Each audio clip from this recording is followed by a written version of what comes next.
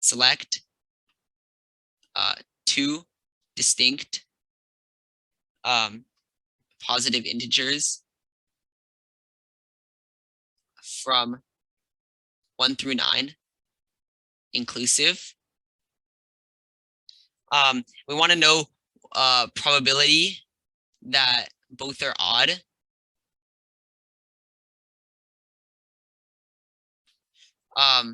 So basically, first let's read the problem carefully. So the first thing to notice is like the word distinct.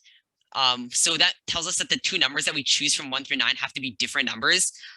So we can't choose like, we can't choose the numbers 5 and 5. We can't choose the same number. So that's what distinct means. And we also have to be careful about the word inclusive. Like a lot of the times math problems will specify whether or not a range is inclusive. And inclusive would just mean like the two numbers on the sides. So 1 through 9, like they're included as possible candidates to be chosen from. If they said like exclusive, like you usually don't see the word exclusive a lot in math problems. A lot of the time, most of the time you'll see inclusive, but if they do say exclusive, they basically mean you can't choose 1 and 9. You can only choose 2 through 8. But in this case, inclusive means you can choose 1 and 9. And we want to know what is the probability that both are odd. Okay, yeah, so let's be careful. So now to solve this problem, again, what we would do is we would find the number of possible outcomes. That would be the denominator, and the numerator would be successes. So again, the formula was successes over possible. So basically, what we're going to do is we're going to first calculate the number of possible outcomes. So we need to be very careful here, because if we didn't see the word distinct, what we might think is, oh, that means the number of possible outcomes must be 9 times 9, right? Because the first number has 9 possibilities. The second number also has 9 possibilities.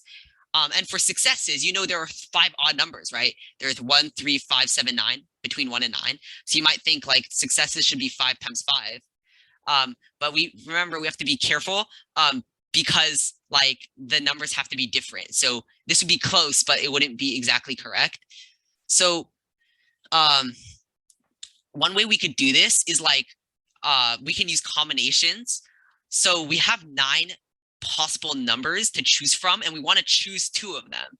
So you can see that there are 9 choose 2 possible pairs of numbers that you can choose from 1 through 9. And for the successes, we know there are 5 odd numbers from 1 through 9. We have 1, 3, 5, 7, 9.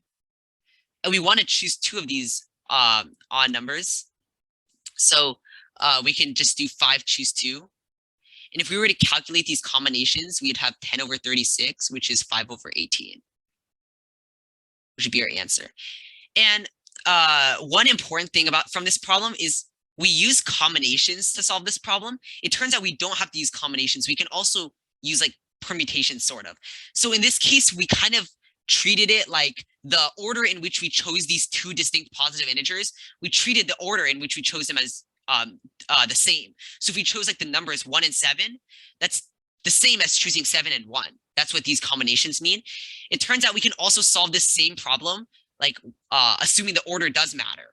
So like if the order did matter, then again, you would still have the formula successes divided by possible. And for the possible, you would have 9 choices for the first object and 8 choices for the second object, or not object, number. And for successes, you have 5 choices for the first odd number and 4 choices for the second odd number. And you can do it this way too. You get 20 over 72, which would also simplify to 5 over 18. So here in the second solution, we kind of use permutations. You can think of it like that way. And the first way, we kind of use combinations. The main difference between these 2 ways is in the combination way, so like this way.